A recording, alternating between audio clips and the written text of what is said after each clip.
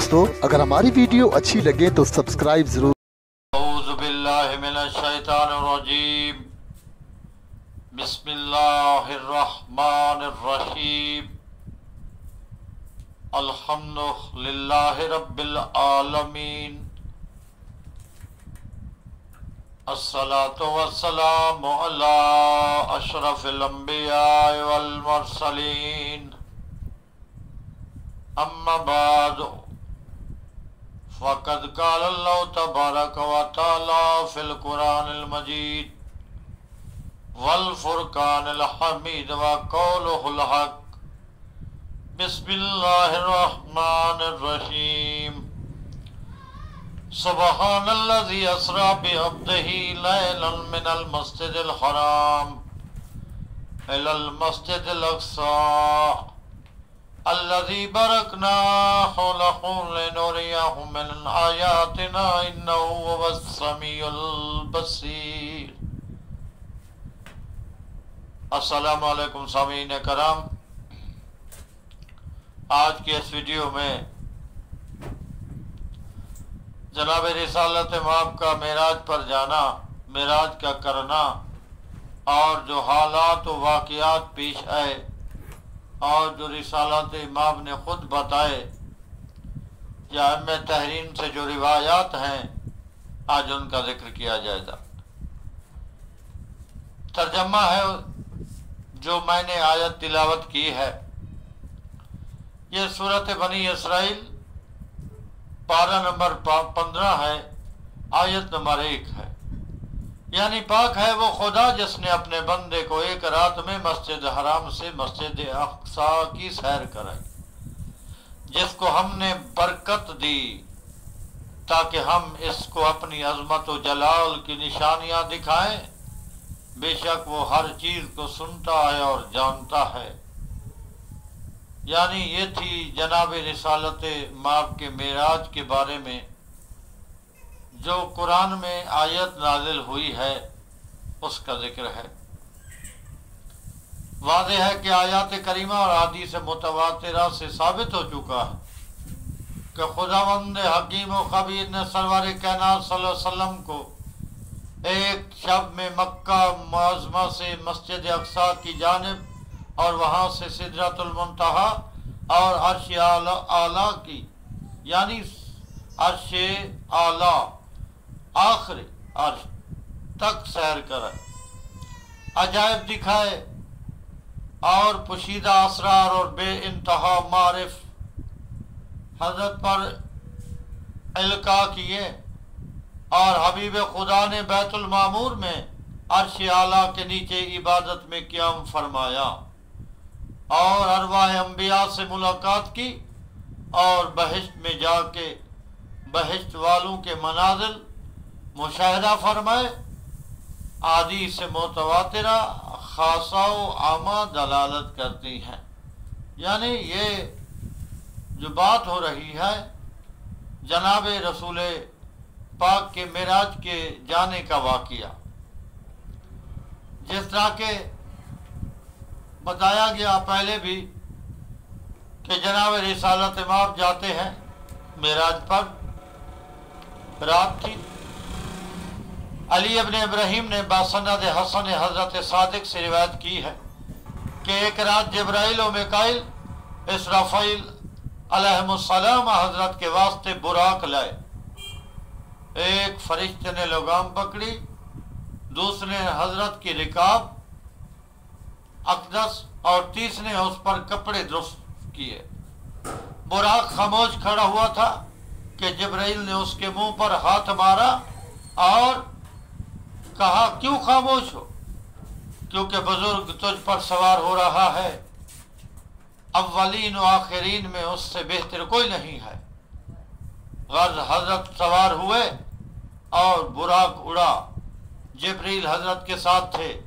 عجائب و زمین و آسمان آپ کو دکھلائے جاتے تھے۔ حضرت سلم فرماتے ہیں کہ اثناء راہ میں ایک منادی نے دائیں جانب سے مجھے ندا دی، پکارا، میں ملتفت نہ ہوا۔ پھر دوسرے نے بائیں جانب سے ندا دی اور مجھے پکارا، میں نے جواب نہ دیا۔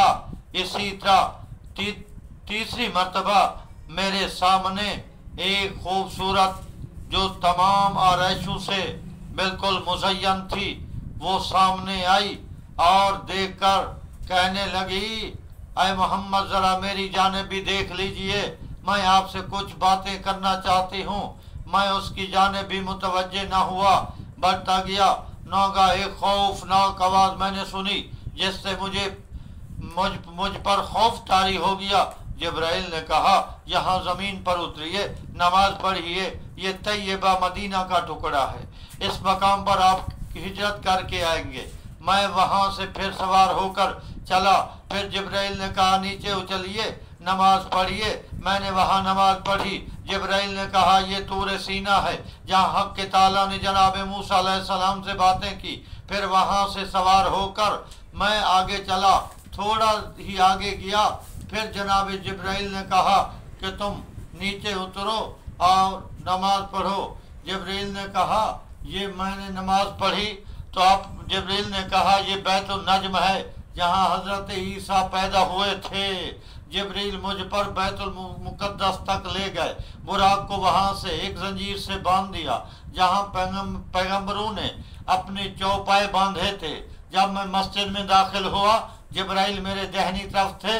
वहाँ मैंने जनाब इब्राहीम, मूसा और ईसा अलैहिस्सलाम को देखा। बहुत से पैगम्बरों के हमरा मौजूद थे। जिब्रील ने अज़ान और इकामत कही, मुझे आगे खड़ा किया। तमाम पैगम्बर सफ बांधी, मेरे पीछे नमाज पढ़ी। फिर बैतुल मुकद्दस का खाज़िन 3 बर्तन लेकर आया, एक में दूध, एक में पानी और एक में शराब थी। साथ मैंने सुना कोई कह रहा है कि अगर मोहम्मद ने पानी लिया तो उनकी तमाम उम्मत डूब जाएगी, अगर शराब ले ली तो वो खुद उनकी उम्मत सब गुमराह हो जाएगी, अगर उन्होंने दूध इख्तियार किया तो वो उनकी उम्मत हिदायत पा जाएंगे। ये सुनकर मैंने दूध का प्याला ले लिया और जिब्रील ने कहा, आपने हिदायत पाई, आपकी उम्मत भी हिदायत पाएगी। फिर मुझसे पूछा कि राह में आपने क्या देखा? मैंने कहा, दाहिनी तरफ से मुझे किसी ने पुकारा, मैंने उसका जवाब नहीं दिया। जिब्राइल ने कहा कि वो यहूदियों की जानिब से दावत देने वाला था, अगर आप उसका जवाब देते तो आपकी उम्मत यहूदी हो जाती। फिर पूछा, इसके बाद क्या हुआ? तो मैंने कहा, फिर बाएं तरफ से किसी ने मुझे आवाज़ दी तो आपने फरमाया वो नसरानी की तरफ से आवाज़ थी, अगर आप उसकी तरफ मुतवज्जे होते तो यकीनन आपकी उम्मत नसरानी हो जाती। जिब्राइल ने कहा, अगर उसकी जामिन मुल्तवित हो जाते तो आपकी तमाम उम्मत बुत परस्त हो जाती। इसीलिए फिर वो कहा कि ये मैंने जो आवाज़ सुनी है, सैयदुल अंबिया ने फरमाया कि हाँ, इसी दौरान मैंने एक खौफनाक एक आवाज़ सुनी, धमाका हुआ, मेरे जिस्म पर ऐसे खौफ महसूस हुआ। तो वो क्या थी? जिब्रील ने कहा कि वो आवाज़ एक पत्थर की थी जिसको 70 साल पहले मैंने जहन्नम के किनारे डाला था। इस वक्त जहन्नम की तह में पहुंचा है। 70 साल का अरसा हुआ है कि 70 साल पहले जिब्रील ने किनारे से उसे डाला था जहन्नम में, और 70 साल के बाद जब रिसालत इमाम मिराज पर जाते हैं तब वो आवाज़ आती है, खौफनाक धमाका होता है। तो सवाल करते हैं जनाब रिसालत इमाम, जिब्रील ये क्या है? तो फिर जब जिब्राइल ने वजाहत की कि आए सैयदुल अंबिया, ये वो पत्थर है, इसको तो मैंने 70 साल पहले किनारे से जहन्नम में डाला, लेकिन अब ये तह तक पहुंचा है। आप देख सकते हैं कि जहन्नम की तह कितना साल का अरसा है। एक पत्थर गिरता है, सफर करते करते 70 साल के बाद जहन्नम की तह तक पहुंचता है। अब जो लोग कहते हैं कि इतनी बड़ी जहन्नम होगी, देख लो, हाँ यकीनन इतनी बड़ी होगी कि एक पत्थर का सफर किनारे से जब गिरा तह तक जाने के लिए 70 साल का है। हाँ, तो इसलिए सुनकर आपने फिर कभी आप ज़्यादा मुस्कुराते नहीं थे कि जहन्नम का, क्योंकि वो सैयदुल अंबिया थे, अपनी उम्मत के बारे में हमेशा सोचा करते। پھر حضرت فرماتے ہیں کہ اس بعد جبریل مجھے اوپر لے گئے یہاں تک کہ ہم آسمان اول پر پہنچے. یہ اب معراج کے جو مراحل ہیں، آسمان اول پر پہنچے، اس پر ایک فرشتہ موکل تھا جس کو اسماعیل کہتے ہیں. وہ صاحب الخطفہ ہے، جو شیطان آسمان پر جانا چاہتا ہے اور وہ اس کے ساتھی شہاب ثاقب یعنی دہتے ہوئے انگارے اس پاک کو جلاتے ہیں، جیسے خداوند تعالیٰ نے بھی ارشاد فرمایا کہ اِلَّا مَنْ خَاطِفَ الْخَطْفَةَ فَاتْبَعَهُ شِهَابٌ ثَاقِبٌ. یہ پارہ نمبر جو ہے یہ 22 ہے، سورۃ والصفات ہے، آیت نمبر 10 ہے کہ اس فرشتے کے ماتحت 1000 فرشتے ہیں، جو اسماعیل نامی فرشتہ ہے اس کی بات ہو رہی ہے، اور وہ اول آسمان پر ہے. ہر ایک 1000 پر رکھتا ہے، 1000 فرشتہ ہے، ہر فرشتے کے 1000 پر ہیں. اس پوچھا کہ وہ مبعوث ہو گئے اور کون ہیں، یعنی سوال کیا اس نے، آپ کے ساتھ ہیں؟ جبریل نے کہا محمد مصطفیٰ ہیں. اس نے پوچھا کیا وہ مبعوث ہو گئے ہیں؟ کہا ہاں. اسماعیل نے آسمان کا دروازہ کھول دیا، میں نے اس کو سلام کیا، اس نے مجھ کو سلام کیا، میں نے اس کے لیے مغفرت کی دعا کی، اس نے بھی میرے لیے کی، اور کہا مرحباً اے برادر شائستہ، اے بہترین انبیاء کے سردار. فرشتوں نے میرا استقبال کیا، آسمان اول میں داخل ہوا، جس فرشتہ نے مجھے دیکھا وہ شاد و مسرور ہوا. تمام اول آسمان کے فرشتے خوش ہو گئے، مسرور ہو گئے، شادماں یعنی خوشیاں ہو رہی تھیں کہ دیکھو سید الانبیاء کو آج خالق کائنات نے آسمانوں پر بلایا ہے اور سیر کرا رہے ہیں. وہاں میں نے ایک فرشتے کو دیکھا جس سے بڑا کوئی فرشتہ وہاں نظر نہ آیا. وہ نہایت کرہ منظر اور خوفناک تھا، اس کے چہرے سے غصہ و غضب ظاہر ہو رہا تھا. جس طرح وہ فرشتوں نے میرے لیے دعا کی تھی اس نے بھی، لیکن نہ تو وہ ہنسا، نہ خوش ہوا، اور نہ دوسروں کی طرح اس کے چہرے سے مسرت ظاہر ہوئی. میں نے جبرائیل سے پوچھا یہ فرشتہ کون ہے جس سے مجھے خوف معلوم ہوتا ہے؟ آپ کا خوف درست ہے، ہم سب اس سے ڈرتے ہیں کیونکہ وہ جہنم کا موکل ہے. ہم نے کبھی اس کو ہنستے ہوئے نہیں دیکھا.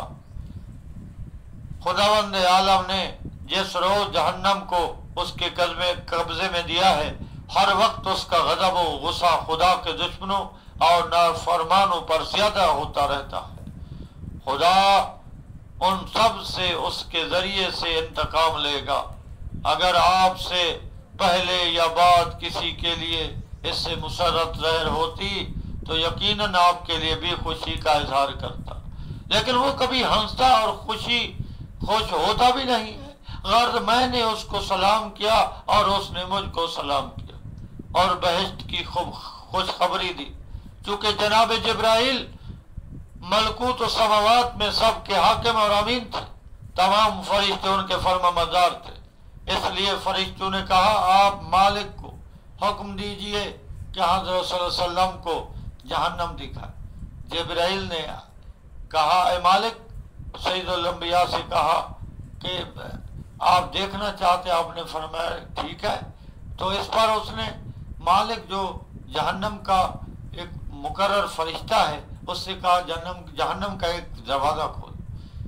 اس نے جیسے ہی کھولا ایک دروازہ، ناگہاں اچانک ایک شعلہ نکلا، آسمان تک بلند ہو گیا.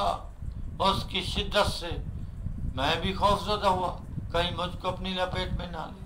میں نے جبریل سے کہا کہو، یعنی واپس جہنم لے لے اسے، جہنم کے دروازے بند کر دے.